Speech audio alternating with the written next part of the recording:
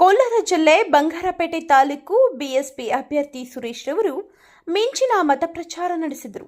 ಬಂಗಾರಪೇಟೆ ತಾಲೂಕಿನ ಬೂದಿಕೋಟೆ, ಕಾಮಸಮುದ್ರ, ದೊಡ್ಡಹೊಲಗುಮದಿ ಹಾಗೂ ಚಿಕ್ಕಹೊಲಗುಮದಿ ಗ್ರಾಮಗಳಲ್ಲಿ ಅಬ್ಬರದ ಪ್ರಚಾರ ಮಾಡಿದರು. ಸತತವಾಗಿ ಈಗ ನಾವು ಏನು ಈ ಮತದಾರರನ್ನು ಭೇಟಿ ಮಾಡಿಕೊಂಡು ಈಗ ನಾವು ಪ್ರಚಾರವನ್ನು ಮಾಡ್ತಾ ಇದ್ದಾರೆ. ಈಗ ಹೆಚ್ಚಿನ ಜನ ನಮಗೆ ಮಾಲೂರಿನಲ್ಲಿ ಹೆಚ್ಚಿನ ಜನ ಈಗ ಮತದಾರರು ನಮಗೆ ಬೆಂಬಲವನ್ನು ಸೂಚನೆ ಮಾಡಿದ್ದಾರೆ. ಬಹುಜನ ಸಮಾಜ ಪಾರ್ಟಿಯು ಈ ದೇಶದಲ್ಲಿ ಸಂವಿಧಾನವನ್ನು ಜಾರಿ ಮಾಡುವುದೇ ನಮ್ಮ ಪ್ರಣಾಳಿಕೆ. ಸಂವಿಧಾನ ಯಥಾವತ್ತವಾಗಿ ಜಾರಿ ಮಾಡಿ ಈ ದೇಶದಲ್ಲಿರ್ತಕ್ಕಂಥ ಎಲ್ಲ ಇವತ್ತು 85% ಇರ್ತಕ್ಕಂಥ ಬಹುಜನರ ಒಂದು ಶೋಷಿತ ವರ್ಗದ ಎಲ್ಲ ಜನರನ್ನು ಇವತ್ತು ಉದ್ಯೋಗ, ಶಿಕ್ಷಣ ಮತ್ತು ರೈತರ ಸಮಸ್ಯೆಗಳು, ಕೂಲಿ ಕಾರ್ಮಿಕರ ಸಮಸ್ಯೆಗಳು ಮತ್ತು ಆರೋಗ್ಯ ಸಮಸ್ಯೆಗಳನ್ನು ಈ ದೇಶದಲ್ಲಿ ನಾವು ಸರ್ಕಾರ ಬಂದಿದ್ದಾದರೆ ಎಲ್ರಿಗೂ ಉಚಿತವಾಗಿ ಕೊಡ್ತೀರಿ ಅಂತೇಳಿ ಈ ಸಂದರ್ಭದಲ್ಲಿ ನಾನು ಹೇಳಲಿಕ್ಕೆ ಇಷ್ಟಪಡ್ತೀನಿ. ನೋಡಿ, ಕಾಂಗ್ರೆಸ್ ಮತ್ತು BJP ಗ್ಯಾರಂಟಿಗಳು ಅಂತ ಹೇಳ್ತಾ ಇದ್ದಾರೆ. ಇವತ್ತು ಕಾಂಗ್ರೆಸ್ ಗ್ಯಾರಂಟಿಗಳಲ್ಲಿ ಇವತ್ತು ಯಾವುದೋ ಅವರು ಸ್ವಾವಲಂಬನೆ ಆಗಿರ್ತಕ್ಕಂಥ ಒಂದು ಏನೋ ಅಂತ ಗ್ಯಾರಂಟಿಗಳು ಆಗಲಿಲ್ಲ. ಅಕ್ಕಿ ಕೊಡ್ತೀನಿ, ಬೇಳೆ ಕೊಡ್ತೀನಿ, ಏನೋ ಅವರು ಇರ್ತಕ್ಕಂಥ ಏನೋ ಈ ಜನರು ಒಂದು ಸ್ವಾಭಿಮಾನವಾಗಿ ಬದುಕಲಿಕ್ಕೇ ಆಗೋದಿಲ್ಲ ಅಂತ ಹೋಗುತ್ತೆ. ಈಗ ಮೋದಿ ಗ್ಯಾರಂಟಿ ಅಂತ ಹೇಳ್ತಾ ಇದ್ದಾರೆ. ಸುಮಾರು 10 ವರ್ಷಗಳ ದೇಶದಲ್ಲಿ ಕಪ್ಪು ಜನರ ಹೆಚ್ಚು ಉದ್ಭವ ಆಗಿದ್ದಾರೆ. ಇವತ್ತು ದೇಶದಲ್ಲಿ ಉದ್ಯೋಗ ಮೀಸಲಾತಿಯನ್ನು ಕೊಡ್ತೀನಿ ಅಂತ ಹೇಳಿದ್ರು. ಉದ್ಯೋಗ ಮೀಸಲಾತಿ ಇವತ್ತು 20% ಮೀಸಲಾತಿಯನ್ನು ಇವತ್ತು ಕಿತ್ಕೊಂಡಿದೆ. ಆದರೆ ಏನದು ಇವತ್ತು ನಮ್ಮ ಈ ಕೋಲಾರ ಕ್ಷೇತ್ರದಲ್ಲಿ ಹೆಚ್ಚಾಗಿ JDS ಮತ್ತು BJP ಅಲಯನ್ಸ್ ಇದೆ. ದಯವಿಟ್ಟು ಇವತ್ತು JDSಗೆ ಹಾಕಿರ್ತಕ್ಕಂಥ ಓಟು BJPಗೆ ಹೋಗ್ತದೆ. BJP ದೇಶದಲ್ಲಿ 400 ಸೀಟು ಬಂದಿರುತ್ತೆ, ಸಂವಿಧಾನವನ್ನು ಕಿತ್ಕೊಳ್ತೀರಿ ಅಂತ ಹೇಳ್ತಾ ಇದ್ದಾರೆ. ಹಾಗಾದರೆ ದೇಶದಲ್ಲಿ ಇವತ್ತು SC STಗಳು, OBCಗಳು, ಮೈನಾರಿಟೀಸು ಎಲ್ಲ ಶೋಷಿತ ವರ್ಗಕ್ಕೆ ಇವತ್ತು ಸಮಾನತೆಯನ್ನು, ಸ್ವಾತಂತ್ರ್ಯವನ್ನು, ಸೋದರತ್ವವನ್ನು ಕೊಡ್ತಕ್ಕಂಥ ಈ ಸಂವಿಧಾನವನ್ನು ಕಿತ್ಕೊಳ್ಳಿಕ್ಕೆ ಹೋಗ್ತಾ ಇದ್ದಾರೆ. ದಯವಿಟ್ಟು ಈ ಎರಡು ಕಾಂಗ್ರೆಸ್ ಮತ್ತು BJP ದಳಗಳು ನಾಟಕ ಆಡ್ತಾ ಇದೆ. ಯಾರು ಇವತ್ತು ಗುಲಾಮರಾಗಿ ಬದುಕಲಿಕ್ಕೆ ಇವತ್ತು ಗ್ಯಾರಂಟಿಗಳು ಕೊಡ್ತಾ ಇದ್ದಾರೆ, ಅವ್ರಿಗೆ ಉದ್ಯೋಗ ಆಗಲಿ, ಅವರಿಗೆ ಶಿಕ್ಷಣ ಆಗಲಿ, ಅವ್ರಿಗೆ ಆರೋಗ್ಯ ಆಗಲಿ, ರೈತರ ಸಮಸ್ಯೆಗಳನ್ನು ಬಗೆಹರಿಸಲಿಕ್ಕೆ ಅವರ ತೀರ್ಮಾನ ಇಲ್ಲ.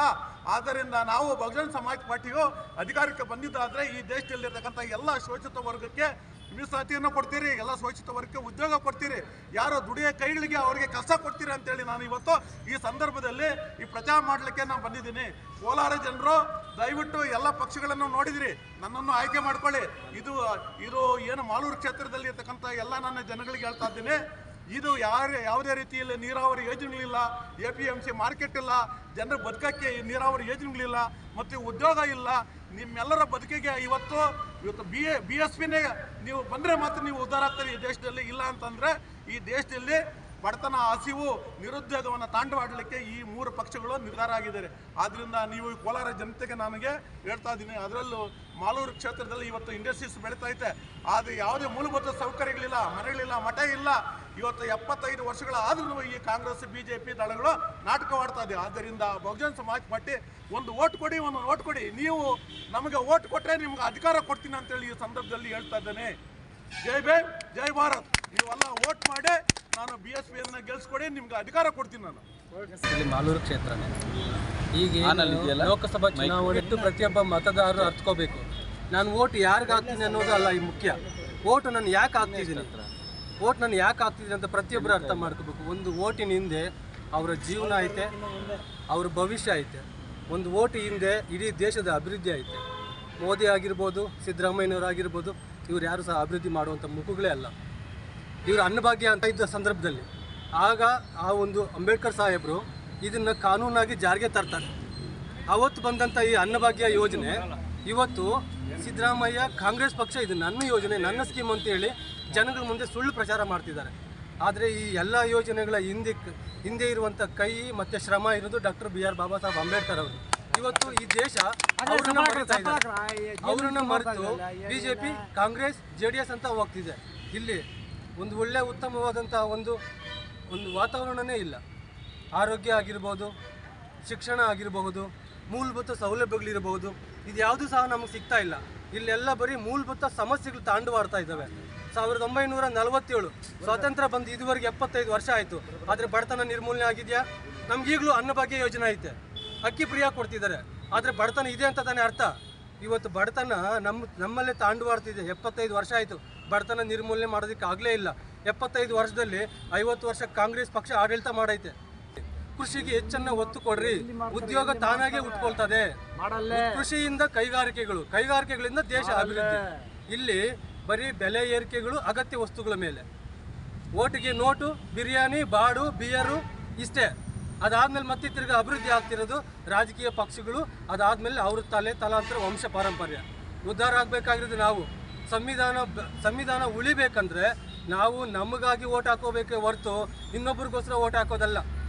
ಪ್ರತಿಯೊಬ್ಬ ಮತದಾರನು ಅರ್ಥಕೋಬೇಕು. ಇವತ್ತು ಲೋಕಸಭಾ ಚುನಾವಣೆ ಬಂದಿದೆ ಅಂದರೆ ಇದು ನನ್ನ ಭವಿಷ್ಯ, ನರೇಂದ್ರ ಮೋದಿ ಭವಿಷ್ಯ ಅಲ್ಲ, ಸಿದ್ದರಾಮಯ್ಯನವ್ರ ಭವಿಷ್ಯ ಅಲ್ಲ. ಅವ್ರು ಆಲ್ರೆಡಿ ಅವ್ರು ಉದ್ಧಾರ ಆಗಿದ್ದು ಆಗೋಗೈತೆ. ಅವ್ರ 10 ತಲೆಮಾರು ಕುತ್ಕೊಂಡು. ಎಚ್ಚರಿಕೆ, ಈ ದೇಶದಲ್ಲಿ 75 ವರ್ಷಗಳಾದ ನಂತರ ಮತ್ತೆ ಈ ದೇಶ ಬೇರೆ ಪರಿಕೇರಿಗೆ ಹೋಗುವಂತ ಸ್ಥಿತಿಯಲ್ಲಿದೆ. ಯಾಕಂತಂದ್ರೆ ಈ ದೇಶದಲ್ಲಿ ಪ್ರಜಾಪ್ರಭುತ್ವ ಮತ್ತು ಸಂವಿಧಾನ ನಾಶ ಅಂಚಿನಲ್ಲಿದೆ. ಯಾಕಂತಂದ್ರೆ ಕಾಂಗ್ರೆಸ್ ಗ್ಯಾರಂಟಿ ಮತ್ತು ಮೋದಿ ಗ್ಯಾರಂಟಿಗಳು ಈ ದೇಶದ ಈ ಜನಸಾಮಾನ್ಯರ ಒಂದು ಗ್ಯಾರಂಟಿಗಳು ಅಂತ ಹೇಳ್ತಾ ಇದ್ದೆ. ಆದ್ರೆ ಇವರು ಸ್ವಾಭಿಮಾನ ಇಲ್ಲದ ಗ್ಯಾರಂಟಿಗಳು. ಯಾಕಂದ್ರೆ ಅಕ್ಕಿ, ರಾಗಿ, ಗೋಧಿ ರುಚಿ ಕೊಡುವಂತ ಗ್ಯಾರಂಟಿಗಳು ಮಾಡ್ತಾ ಇದಾರೆ. ಆದ್ರೆ ನಮ್ಮ ಮಕ್ಕಳು ಓದಿರ್ತಕ್ಕಂಥವ್ರು, ಇಂಜಿನಿಯರ್ಗಳು, ಡಾಕ್ಟರ್ಗಳು ಮತ್ತೆ ಲಾಯರ್ಗಳಿಗೆ ಯಾರಿಗೂ ಸರ್ಕಾರ ಉದ್ಯೋಗಗಳಿಲ್ಲ. ಆದ್ರೆ ಜನರೇ ನೋಡಿ, ಎಂಡ ಸಾರಾಯಿ ಮತ್ತೆ 500 ರೂಪಾಯಿ 1000 ರೂಪಾಯಿಗೆ ಓಟ್ ತಕೊಂಡು ಓಟ್ ಹಾಕಿದ್ದಾದ್ರೆ ಮುಂದಿನ ದಿನಗಳಲ್ಲಿ ಈ ದೇಶನ ಅದಾನಿ ಮತ್ತು ಅಂಬಾನಿ, ಟಾಟಾ, ಬಿರ್ಲಾ ಇವರಿಗೆಲ್ಲ ದೇಶವನ್ನ ಮಾರಾಟ ಮಾಡುವ ಸ್ಥಿತಿಯಲ್ಲಿದೆ. ಆದ್ರಿಂದ ದಯವಿಟ್ಟು ಮತದಾರರು ಬದಲಾವಣೆ. ಯಾಕಂತಂದ್ರೆ ಅವ್ರು ಕೊಟ್ಟಿರ್ತಕ್ಕಂಥ 500 ರೂಪಾಯಿ ನೋಟು ಇದು 5 ವರ್ಷದಲ್ಲಿ ನಾವು ಒಂದೊಂದು ಪೈಸಾ ಎಣಿಸಿದ್ರೆ ಒಂದು ದಿವಸಕ್ಕೆ 10 ಪೈಸಾ ಅಮೌಂಟ್ ಆಗುತ್ತೆ. 10 ಪೈಸಾ ಅಮೌಂಟ್ಗೆ ಇವತ್ತು ಅವ್ರಿಗೆ ಮತವನ್ನ ಕತ್ಕೊಂಡು